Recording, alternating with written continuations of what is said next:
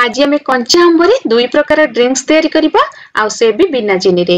एहाकू आपण गोटे मास पर्यंत फ्रिज रे स्टोर करि रखि परिबे आउ जेतेबेले चाहिबे सेतरे पानी मिक्स करिवे पीबे। ता छडा घर को जदी गेस्ट आछुचंती तांको भी देई परिबे। ताहले एबे चलंतु प्रिपरेशन स्टार्ट करबा। एठी मु गोटे तोटापल्ली आंब नेछि ओजन ने पाखापाखि 200 रु 250 ग्राम हबो। आपण एति पई जे कोनोसी खट्टा आंब नै परिबे। ए गोटे आंबरे 5 रु 6 ग्लास पणा आपण तयारी करि परिबे। प्रथमे आंब को भल्ला भाबे धोई नबा तापरे आंबरे एबडी दुईटा कट मार दबा ता द्वारा आंब बहुत बढ़िया भाबे सिझी जिवो। याको हमें प्रेशर कुकर रे सिझेइबा तो जमर भी बेसी पानी दबानी गोटे छोट ग्लास पानी दबा आउ 3टा हुइसेल दबा। एथिरे आंब परफेक्टली सिझी जिवो। एटी देखंतु प्रेशर रिलीज हो सारा परे मु तार कवर खोलुची आउ आंब भी बढ़िया भाबे सिझी जाईची। जदि भी टिके टाण थिबो ताले चलिबो काहेकि ना याको हमें ग्राइंडिंग करबा। आंब पूरा ठंडा हला परे जाई तार पल्प को बाहर करिवे आराम से बाहर जिवो।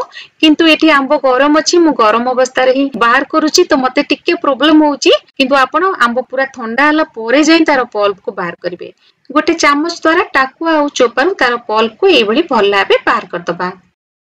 तापरे एठी मु गोटे मुठा पुदीना पत्र नउची केवल पत्र नबा तार डेंफो को बाहर कर दबा।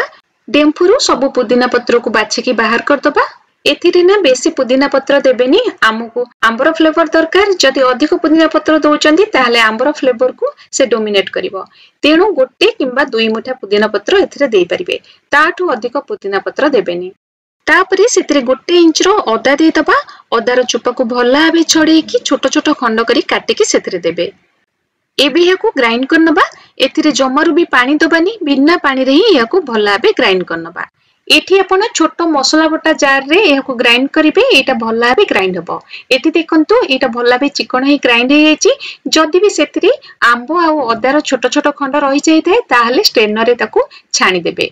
एहाकू एई भली आपण गोटे सफा आउ सुखिला एयर टाइट ग्लास कंटेनर रे फ्रिज रे गोटे वीक पर्यंत स्टोर करि रखि परिबे। जमर भी खराब होबनी। एठी आपण सॉस बोतल को भल्ला भाबे धोई कि ताकू सुखै कि सेतिरे भी रखि परिबे। एबे चलंतु हमें दुई प्रकार पणा बनेबा। तो प्रथम पणा पई हमकु दरकार दही। एटी मु गोटे कप दही नेछि। गोटे कप दही रे 4 रु 5 कप पानी दबा। एटा पूरा पतला हबो। एटी मु 4 कप पानी देछि। जदि दरकार हबो परे एथिरे हमें पानी ऐड करबा। तापरे सेतिरे दे दबा बहुत सारा आइस क्यूब। पणा पूरा ठंडा ठंडा लागिबो। एबे गोटे व्हिस्कर रे एई भली ताकू फेंटी नबा। एई प्रोसेस टा आपण चाहिले ग्राइंडर जार भी करि परिबे। एबे देखंतु एटा भल्ला बे फेंटी हे गलानी। सेतिरे दे दबा गोटे चमच चाट मसला थिले देबे नहले जलजीरा पाउडर जदि थाए सेतिरु गोटे चमच देई परिबे। एबे सेतिरे दे दबा गोटे चमच भजा हेतिबा जीरा गुंड आउ गोटे चमच आंबो पुदीना अदार पेस्ट करि रखिथिले ताकू दे दबा। ए आंबो पेस्ट रु गोटे चमच ही देबे याटो अधिक देबेनी। गोटे चमच सफिशिएंट रहइबो। अधिक देई देले एटा खट्टा हे जिवो। ता छडे दही भी टिके खट्टा रहइबो। आउ गोटे कथा मन रखंतु एथि पई पूरा फ्रेश दही नेबे दही जेमिति बेसी खट्टा हे नथिबो सेतिरे टेस्ट भल आसीबो। एटी गोटे प्लेट रे अल्प भजा जीरा गुंड आउ अल्प ब्लैक सॉल्ट को मिक्स कर नेछि। तापरे जे ग्लास रे हमें सर्व करबा तार मुहरे अल्प लेंबू रस लगे दबा। तापरे ए मसला रे कोट करनबा। एटी देखंतु ग्लास हमर रेडी हे गला। सेतिरे किछि पुदीना पत्र को हाथ रे एबडी छिंडे की पके दबा आउ दे दबा किछि आइस क्यूब। तापरे ढाली दबा सेतिरे ठंडा ठंडा ए दही। आपण ना बसा दही बदल रे घोळ दही रे करिवे सेतिरे भी टेस्ट बहुत भल आसीबो। ता छडा देह पई बहुत हेल्दी रहइबो। एही दही पणा पूरा पतला हबो। जदि आपनको दही टिके बहलिया लागुथाय ताहले एथिरे आउ अल्प पानी मिसै देबे। ऊपर गोटे पुदीना पत्र दे याको सर्व करनबा। एबे चलंतु नेक्स्ट पणा तयारी करबा जाहाकु कि आपण फ्रिज रे गोटे मास पर्यंत स्टोर करके रखि परिबे। एठी मु नेछि गोटे कप मिश्री गुंड। मने रखंतु मिश्री को गुंड करिया पूर्वरु तार सूता को बाहर करिवे तापरे गुंड करिवे। तापरे सेतरे दे दबा हाफ कप पानी बा जेते कि मिश्री गुंड नेबे तार आधा पानी देबे। एबे मिश्री को पानी रे भल्ला भाबे मेल्ट हबो दबा। एठी हमें मिश्री रो पागो करिबानी केवल मिश्री पानी रे भल्ला भाबे मेल्ट होला पर्यंत रांधिबा। एठी आपण मिश्री बदल रे चीनी भी नै परिबे। एबे देखंतु मिश्री भल्ला भाबे मेल्ट हे गलानी। सेतिरे एबे आंबो पुदीना अदार पेस्ट दे दबा। आज रो दुईटी रेसिपी जदि आपण मानकु भल लागिबो ताले गोटे लाइक कर देबे। आउ जदि चैनल ले नुआ अछंती सब्सक्राइब करनांती ताले प्लीज सब्सक्राइब करनियंतु। आउ ता पाखरे तिबा बेल बटन को क्लिक करी ऑल को सिलेक्ट करनियंतु।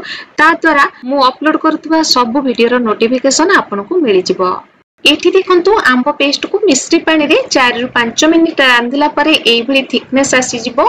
एटी आंब पेस्ट ना टिके ट्रांसपेरेंट देखा जिवो तापर सेतरे देतबा हाफ चमच बीट लूण बा कला लूण एथिरे टेस्ट बहुत भला आसीबो।